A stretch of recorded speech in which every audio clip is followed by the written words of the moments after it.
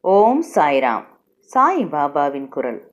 அன்பு குழந்தைகளை, அனைவரிடமும் இரக்கம் காட்டுங்கள்.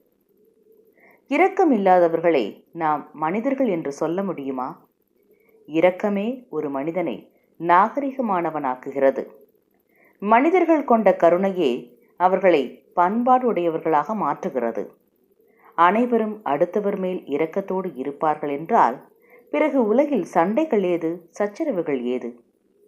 மனம் மென்மைப்படும் போது இரக்க உணர்வு தானாய் மனதில் எழுகிறது. ஆதி மனிதன் நாகரிகம் அடைந்ததன் வெளிப்பாடுதான் அவனது இரக்க உணர்வு. உங்களிடம் கடுமையாக நடந்து கொள்பவர்களிடமும் கருணையாக இருங்கள்.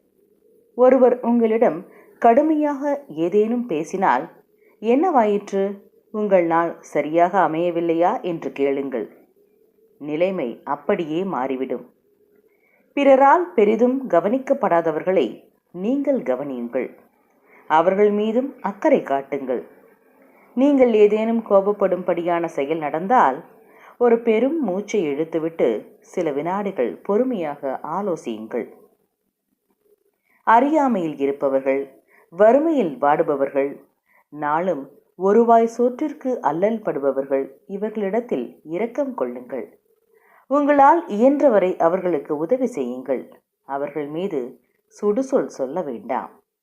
உங்கள் உதடுகளை மூடி இதயங்களை திறந்து வையுங்கள்.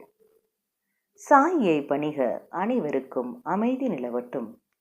என்றும் உங்கள் நலம் விரும்பும் பராசக்தி.